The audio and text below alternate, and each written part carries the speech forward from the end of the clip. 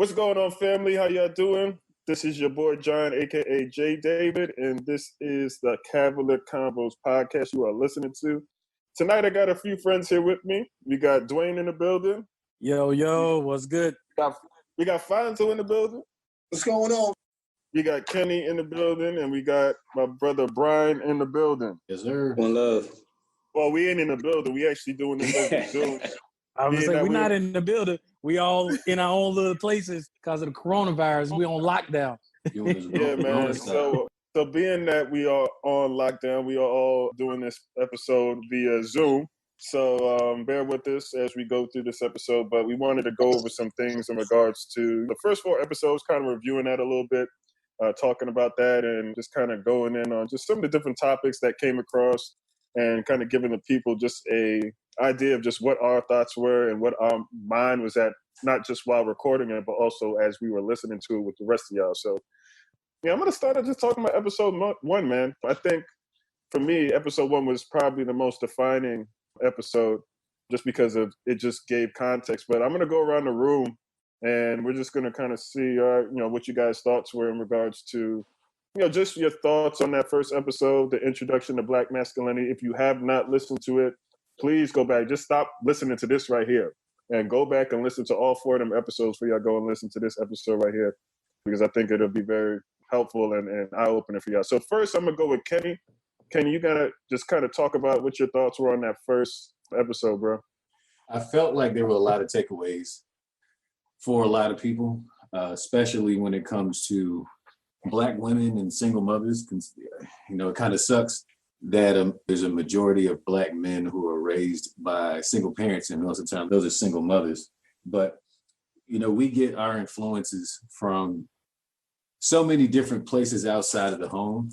And I know a lot of people or a lot of mothers don't really realize where we're learning from. And they're thinking that either everything that they're teaching us is all that we're learning, or because they're a woman that they can't teach us enough, because there's not a man in the household. But the truth is, and I'm glad that y'all talked about this, especially with different backgrounds, where you're actually getting a lot of your major influences from, especially when it comes to being a Black man, how to get by, how to succeed, and those different things. So for anyone who has not listened to the first episode, I would say pay close attention to all of you guys' backgrounds, but specifically where you're getting specific influences from and what part of your life you actually got them.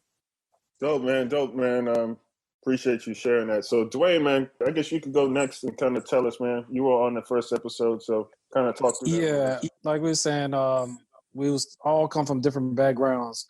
We have Fonz from New York, you from New York, Reggie was from Memphis, I'm from Mississippi. We all come from different backgrounds, was raised different. And I think it gives a big aspect of different. We all the same, but we all different.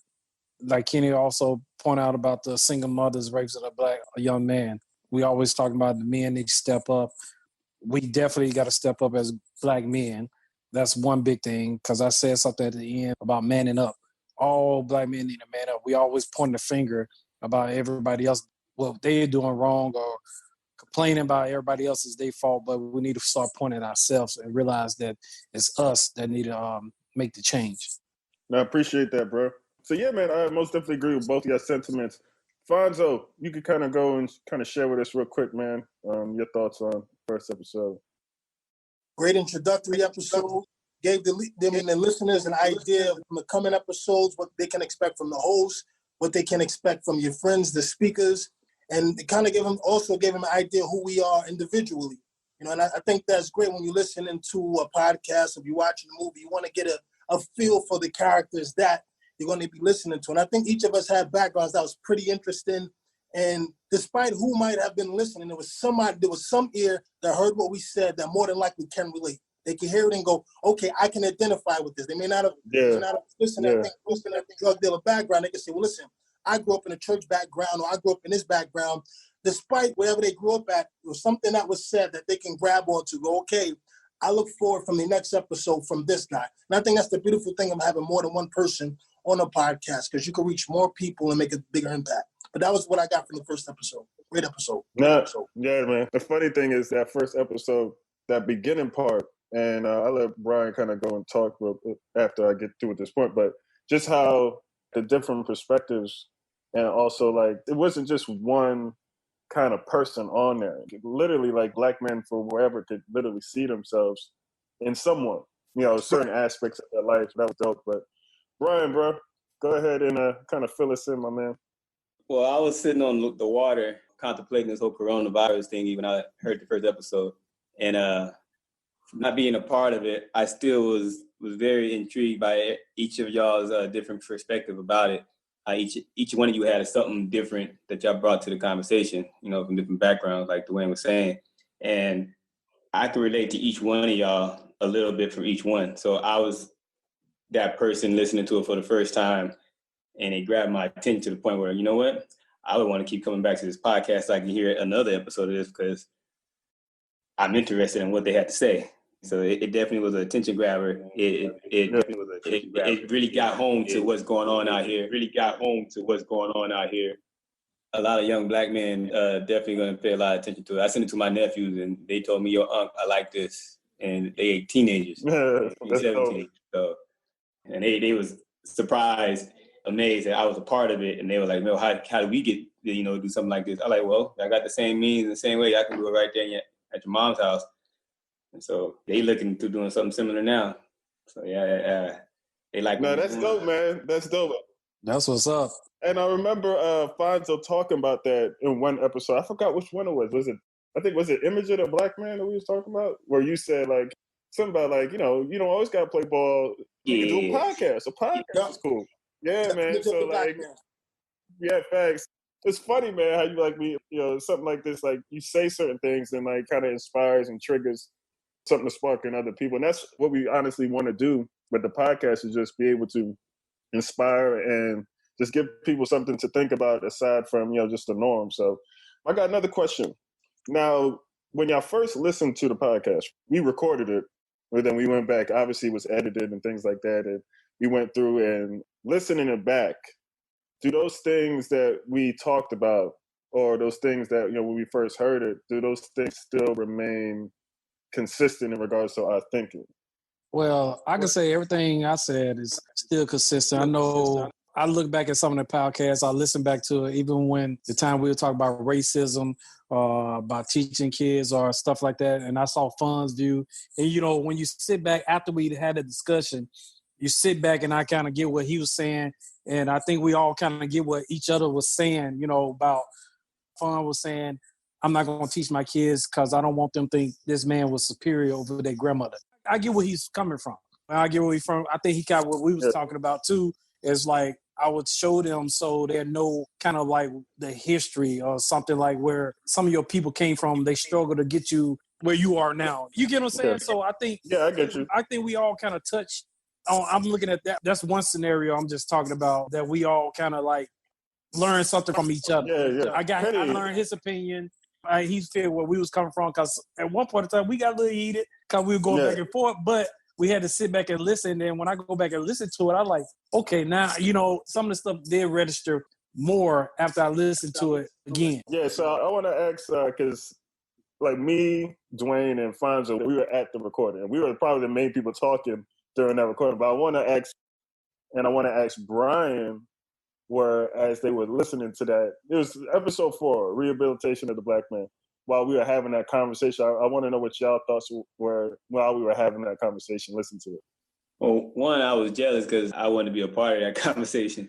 And I was like, man, for real? Y'all were talking and bringing up valid points, and then over here by myself, I was having a one-way conversation because I was commenting on what I wanted to say if I was a part of the podcast at that time. And I was like, man, we should do a part 2 to the rehabilitation of the Black man. So this time with me in it, though, I was kind of jealous. Very valid points. I was tempted just to record my own little notes on it and be like, yo, John, can you slip this in there real quick? That's me. What's your opinion about it? What's your opinion? Y'all opinion on the subject? The subject was valid. Like, the way society looks at Black men nowadays, anything positive that we put out there is going to be looked at as a way for our people to grab hold to and better themselves. So anything good that we put out there is going to be beneficial to them. The first thing that I thought about that episode was I was proud that y'all presented such contrasting opinions and views on what you are or would do with your kids in regards to racism. I think it's really hard for people to learn anything if everybody, for the most part, has the same opinion or does not necessarily disagree. I'm glad that everybody were adults about everything, so there was absolutely no argument. It was just healthy debate. My opinion, as far as the topic, mine, I don't want to say is a little bit different, but the way that I think about it, at least my kids, accountable for their own actions. So I teach my sons about racism. However, there is so much that's pretty blatant, like I don't even have to explain it. But what we have to really make sure our kids know is, one, is really just how to recognize it. I have a problem when people allow other people to have power over them, meaning that if they say something that you don't like, it affects you. If that person that says that about you or says something to you that affects you, they know at that point that they've got some kind of power because it's changed you at the moment, most likely in a negative way. So I always teach my kids, and this is really specific to when someone who's not black calls you a nigger, trying to offend you. And for a lot of black people, the first thing they want to do is knock them the fuck out. And to be honest, that ain't gonna help you. Like, they now know all I have to do is just say this to you, and it's gonna change your whole composition for the next 10 to 15 minutes, probably even longer. So for my boys, I need them to be, number one is to be able to recognize racism. So they can recognize that when this is coming out of somebody's mouth or when these people are doing these kinds of things, that they are stupid, ignorant, dumb, everything that you can think of. And secondly is just how to deal with it. Not letting it get to you, because then the next person can say the same stuff. You're going to be off your game. And thirdly, just realizing that everybody wants to think and say whatever the hell they want to think and say. You can't control them. You can't. You can't really do anything about it. You just have to know how to just pivot, swim through that shit, and just keep doing what you need to do. Don't let progress stop. Don't let your priorities lack just because somebody wants to say something stupid. And then third and fourthly, I think now what we really have to make sure our kids know is how to deal with not just law enforcement, but how to deal with authority and just from jump. I want my kids to come home. However, it does not mean that you have to capitulate to some kind of submissive form of yourself just because somebody is a cop. Just know your rights, stand your ground, and don't be disrespected. You can still follow and comply with stupid ass orders and whatnot and still let them know that this isn't right. And then when it's over with, especially if you come home safe, you're able to communicate that. You're able to actually talk about it and let somebody know this is what happened. This is why I was wrong. And this is why we need to keep talking about it. This is why we need to keep or figuring out what we need to do. And this is why we keep talking to our legislators and all that. I see too many people that are giving people a very temporary way out that could literally leave your child either in danger or just in a position that they're going to have to climb out of. Yeah. It doesn't have to be that way. You just have to be, have to be smart. Just teach intelligence when it comes to this situation. Dope, man. That's dope. I want to ask Fonz, though, man. Can you appreciate you sharing that, though? Listen back to the episode. How do you feel now that you've listened back to it and compared to, like, at the time, listening to, going through, the conversation that we having, discussion we're having, debate we were having, and then seeing, like, now, all right, like, is there anything different in regards to, like, the way you think about that conversation? That's a good question. Sure, man, that's a great question, man. I'm going to be 100 with you. I probably still would, even what I was like about a year ago, my stance would probably be even firmer now. Because, even from the episode, you go through different experiences, you learn new things, you grow a little more. And then my stance on it would probably be a little firmer. Now, what I did with the part about that episode that I look back on and that I did appreciate it was I think one of the guys made a point of how we actually handled the conversation. And I do stand by the fact that you can learn from another person, their perspective, and invite it in without you don't have to shift yours to accept theirs. And I don't have to say you're wrong, I'm right, and I don't have to say I'm wrong and you're right. So personally in my world, my stance on it would probably still be the same. You know, I'm not saying that everybody's kids is everybody's kid. Everybody grew up different, and everybody want their kids to experience things. How do you know how to handle a certain situation? Let me tell you a quick story real quick, and you'll understand my perspective. There's 3 frogs. They go to climb a tree. The first frog climbs up, he falls down. The second frog climbs up, he falls down. The third frog climbs all the way up to the top of the tree. So everybody watching goes, hey, man, how did you make up to the top of the tree? He never answers. They go, hey, man, how did you make up to the top of the tree? He never answers. Then somebody looks on the side and says, that frog is deaf. Meaning that what stopped the other 2 was what everybody else said. But the one that made it to the top of the tree couldn't hear what everybody else was saying, so he was able to make it to the top of the tree. That's just how I feel about when it comes to the subject of racism. That's just my personal opinion. I'm not saying I'm right or wrong. I'm saying that's just my personal opinion, my personal stance on the subject. How do you feel about it, John? Yeah, well, when I listen back to it, even as we were talking about it, like we were literally saying the same exact thing and it's also like it comes to our conditioning because like I consider everybody that is on the podcast a strong Black man. We don't have victim mentalities, and not to like, disparage any of our people, but we don't have any opinion in regards to when it comes to just our people in general. Like I was able to take what you were saying and I agreed with what you were saying in context. We were saying the same exact thing. You were just saying that you don't want to let anybody know that your child is superior to you. Me and Dwayne were saying the same thing. Like, we don't want our child to think that anybody's superior to us, but it's about teaching them the rules of engagement in society because this is a real thing that happens. So for me, let them know. Yeah, like I said, by giving them a tool, something you put a tool in a bag. I was never against you on that, saying teach your son. But I was saying just give them a tool. Just like somebody teach you something and they give you a tool, all I'm saying is just trying to give them a tool. You ain't got to teach them like, hey, this white guy or your grandmother was a slave or your great-grandmother was a slave. She had to work in the field and nothing like that. You're not trying to tell them that, but you're just trying to teach them this is where your ancestors came from. So they fought for you to have the right to do what you want to do. If somebody say something to you, they're not superior than you. You get what I'm saying?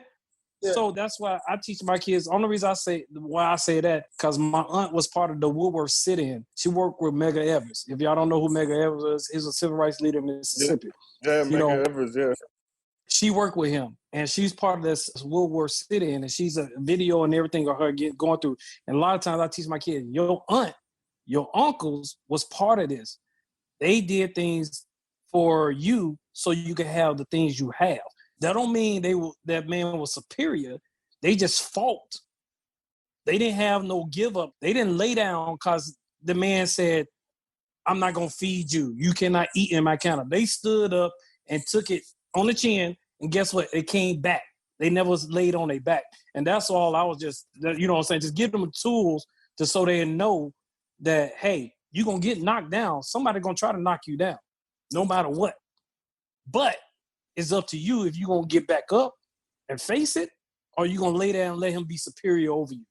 Yeah, and to what you're saying, Dwayne, in regards to like the laying down part, because I think like we kind of talked about that in like episode 3 was titled Fear, because that's a part of it too. Like racism is a thing where it comes like when it comes with fear, right? We have a lot of people, Black people, who are scared of facing racism. And not to say that was the case with you. Your stance wasn't coming from that kind of stance. But the fear of it, because you were saying it from a stance of, I don't want my son to think anybody is better than him. That's not the fear I'm talking about. That's not what I'm talking about. I'm talking about afraid of racism, so they don't speak about it. Our people have like a Stockholm syndrome or kind of relationship with white supremacy to where if we don't acknowledge it, it won't really hurt us too bad. So we'll be able to, like, it'll be painful. It'll be a little painful, but it ain't going to be too painful to where I can get through it, you know what I mean, versus just rising above it and being better. Well, let's talk about that, though. Well, two things. Well, we talk about it, it's going to be a long talk. Well, I mean, in terms of superiority, which some people kind of adopt a certain stance when it comes to racism and fear. So for me, it's hard to believe that another person can literally be scared of another person. That baffles me.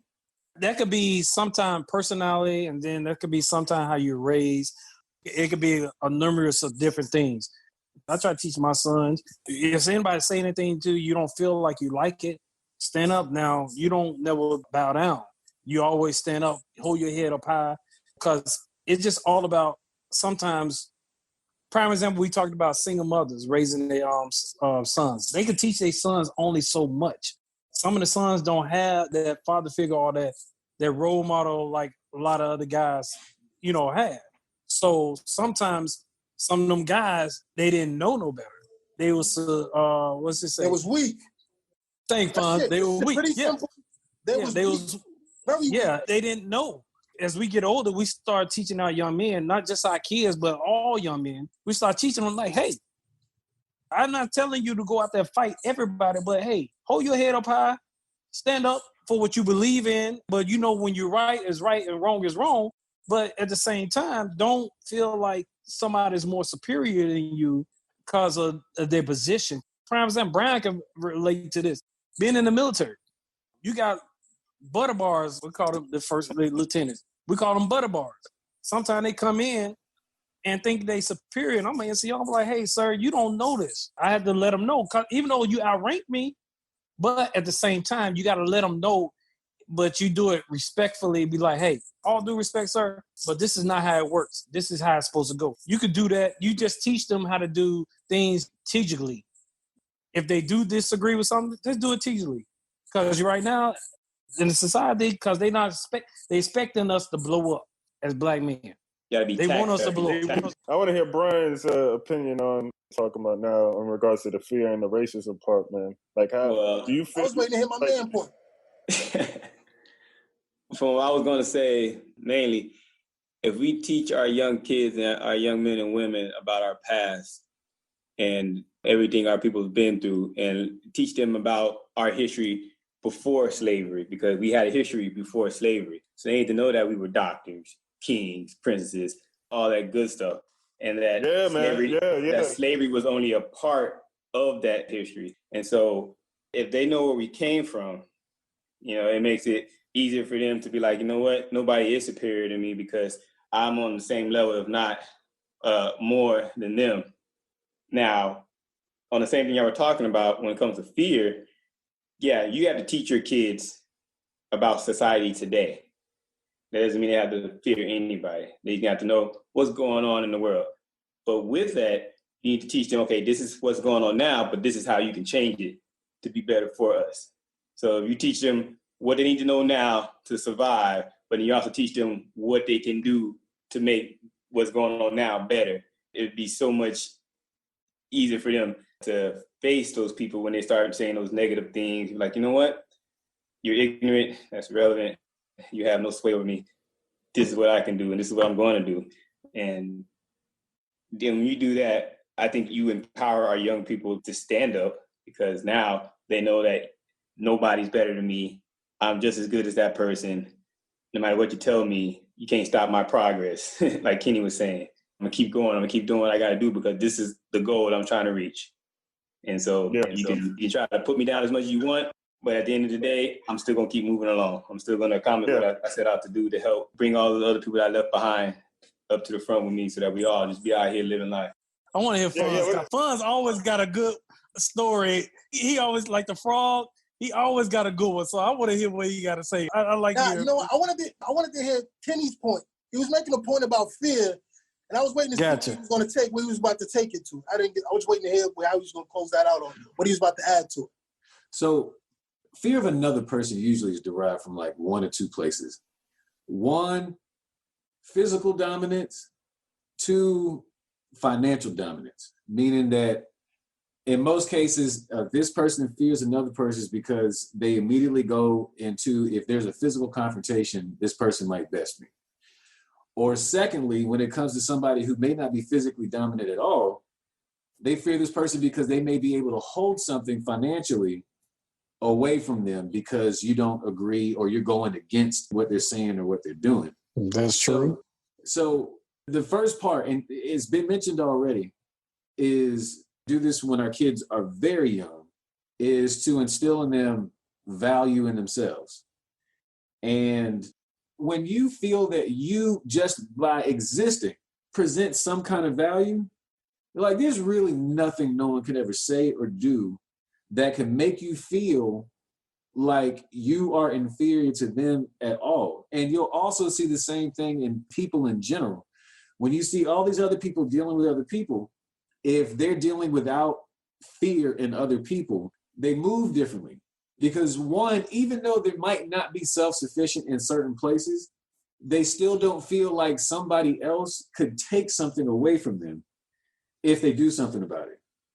So the reason I can't understand fearing another person is because at the end of the day, we can all die the same way, to be honest. There are way too many similarities from person to person that just completely negates at least me or my children or the people around me to actually fear the next person beside me. I can't understand it. But I got to a place a very long time ago where I really started to understand what people can and can't do to me within my control. And when you kind of start to begin to think about that or begin to realize that people can't actually do certain things to you, you start to realize that you start to chip away at that fear in other people, because you start to learn for yourself that if there are things that you need or things that you want, if you really dig deep, you can go get those things on your own and can't nobody do anything about it. And secondly, if you're worried about physical dominance, if you present yourself as a more intellectual person, it doesn't matter if you take a physical ass whooping or not, they still lose. And I think people really mix up what winning and losing really is. So people will adopt a perspective when they're around people in terms of fear or in terms of what they would deem as somebody more superior to them. First, it's going, like the very first thing that people think about is physical dominance. And when you realize that it's not important, like that absolutely doesn't really translate to anything unless you're making money in the ring. It doesn't translate to anything. You might get punched in the eye, you might get hit in the stomach, and you might be physically hurt, and you can still win that particular battle.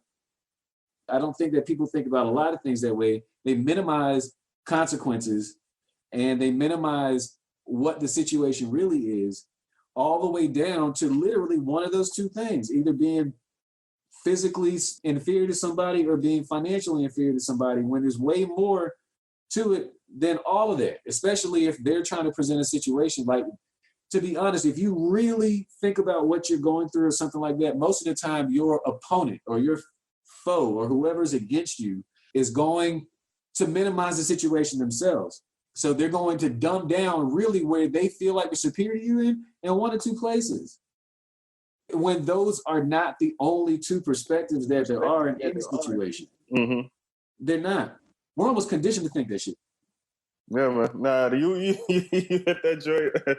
You hit that joint on the money. See, like, and like the podcast for me, right? And then I remember, I mean, I've talked to each and every one of y'all, and even the dudes that's not on here right now, about the reason why we're doing this. Because like, and I hear like a consistent theme that we talked about, like this entire podcast, like this entire episode is the younger generation, the kids, the children, the black boys, the younger guys. Like this is for everybody, right? This is for our people. They are future. Yeah, but the truth is, man, the kids are the future. And like, I hope to use this platform to also like, obviously inspire the adults, inspire, black men and black women, but really get to the younger people, the kids, the teenagers, people just coming up through college, getting out of college. Because I hope really, to be honest, to one day to use this to create like a real organization where we actually develop like those skills and those necessary life skills and those ingenuity that we need in the community to really build a real community for our people. So like that constant theme, like, the kids, the younger dudes, the younger children, the children, that is like, for me, it's very, very important. And, just naturally, like, that's how we're thinking. It's progressive. Like, we got to really, because that's the future. That's going to be the future of us as a community. They're going to be ones that's going to really take us to the next level and build us up. I guess I got a question. I guess you guys can answer it however you want, but give me, I guess, some important traits, man, or key characteristics that make, or not what you would like to see, but make up a Black man. What would you want to see, or what do you see? Or give examples in your own personal life of people that you can maybe name, whether they be, famous or people in your personal life as far as Black manhood goes. To me personally, and I think it's one of the struggles that Black men, especially because the majority of them is raised by a single mother, I really believe, and this will help everybody, kids, grown-ups, everybody, I believe the one trait that needs to be raised to a fucking extreme is self-esteem. I think if a Black man believes, like, not just say it, but live it, embody it, breathe it, sleep it, shit it, is high, extreme self-esteem, because we're already born with the physical traits. A Black man is natural. Let's just talk DNA. A Black man is born, most of them, either genetically stocky or genetically cut and ripped with superior in stature. But you ever notice that the basketball players or football players obey a scrawny guy? It's the scrawny guy telling him what to do. Now, that's a good thing, but it shows that the only reason why he's able to do that, another one is communication. He's able to communicate with a high self-esteem, which makes the team or whoever obey his command. He don't even have to look like he played a sport. Most coaches is fat and out of shape.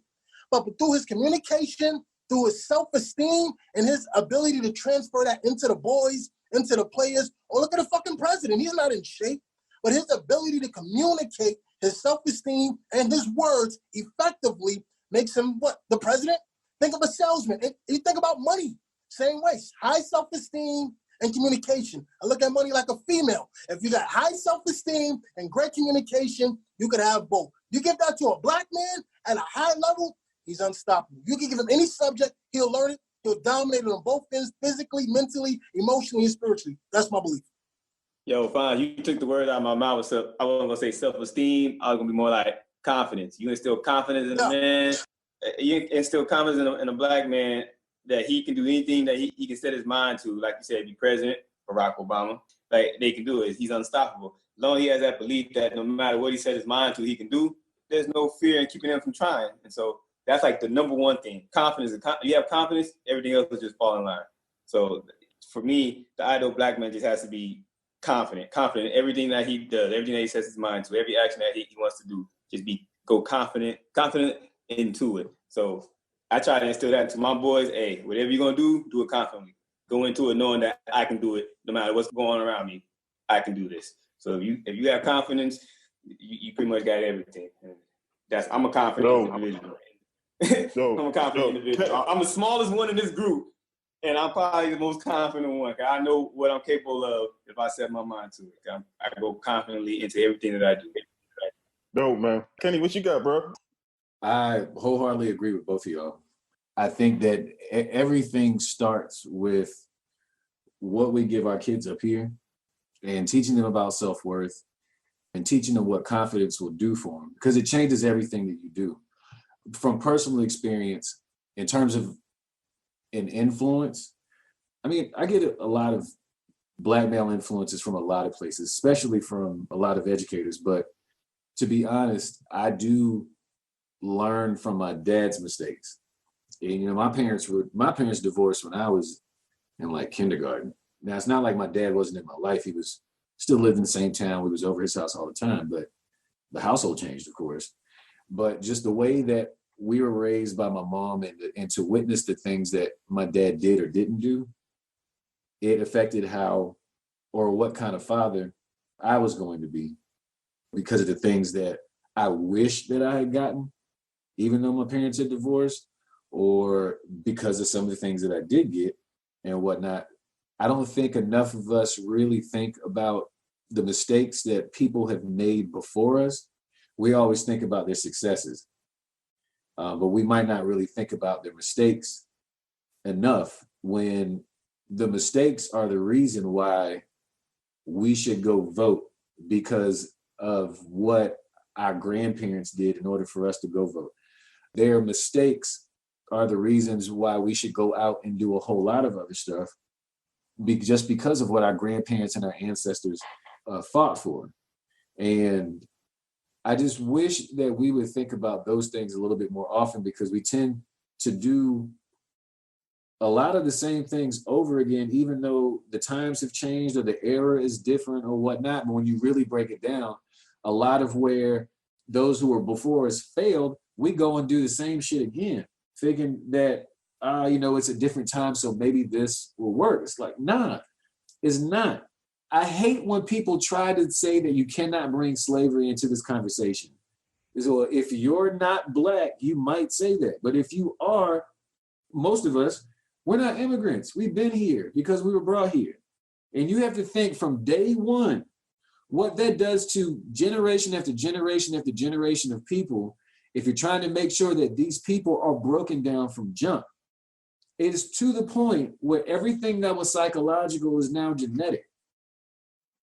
So if we think about a lot of our mistakes, if you want to go a few hundred years back, if you want to think about a lot of our mistakes from then, 2 decades ago or whatever, the successes or the things that we could be doing differently now actually do apply. They do, but we're programmed not to think that way. We're programmed to go with the status quo. We're programmed not to rock the boat. There are plenty that have, but this whole 12% of Black people in America, we are programmed to not rock the boat, go with the status quo, regardless of what happens. So if police want to shoot us, we can hoop and holler for a little bit, but essentially we don't do anything because we don't want to rock the boat, because that's what we've been taught. If we're not getting properly educated in schools because of how economics are, we kind of leave it that way and just try to do better within the situation. Nah, none of that shit works. We have to learn from our mistakes. We have to start to do some different things. And when it comes to our kids, and that's one of the things I like about this generation, because they don't tend to latch on to what has been done already. It's either they're going to do something different or do nothing at all. So I lean towards to do something as far as my kids, because it's, in most cases, it's really going to be one or the other. They're going to do something different, something shit we ain't even thought of, because they're part of this era. They were born in this time. Or they'll do nothing at all, like be complacent. And complacency is what's killing us. Yeah. Dope, man. So Dwayne, man, kind of give me, man, your what are some qualities, man, that are important for you, man, in regards to Black men that we need? One, I agree with everybody was saying. Funds, self-esteem, Brian with confidence, and what Kenny was saying. I'm gonna go a little different. Even though I'm not perfect, but I feel a spiritual man. Sometimes this is what my belief is. This is my opinion. A spiritual man.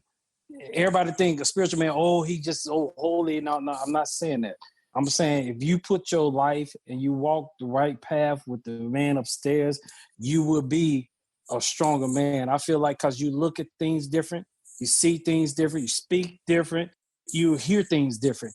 If somebody says something disrespectful, you're not going to acknowledge it like you would be if you were a spiritual man. A spiritual man, he's going to hear it. He's going to be like, okay, I hear what you're saying. He's going to go on. He's not going to let it bother him because he has something that's inside of him because he's very spiritual. He has, excuse me what I'm saying, if I'd offend somebody, I apologize. But he has God that's in him that's so strong that he's like, hey, it don't matter what you say or what you do, I got somebody that got my back, regardless.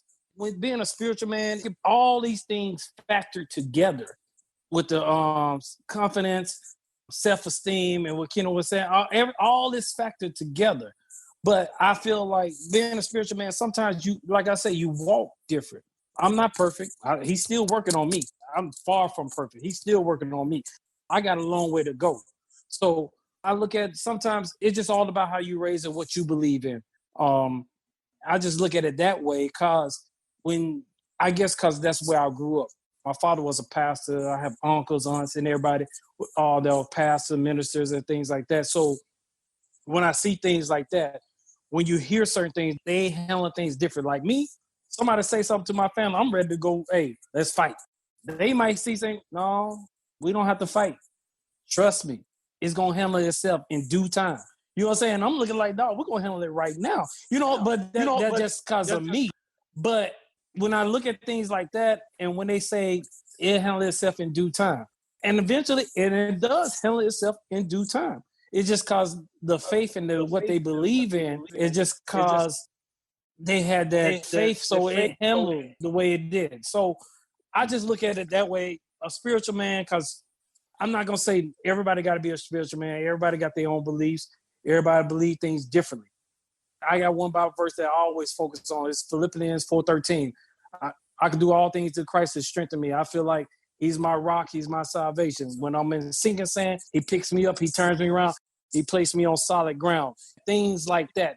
I look at when I'm down, he's always lifting me up because I'm helping myself. He's waiting on me. Everybody always say they got their own opinion about it, but that's just the way I think things. Yeah. So however you teach them, that's you. But me, I'm going to teach my kids the spiritual way. Like, you still got the street side and you still got the spiritual side, but you got to know how to balance it out.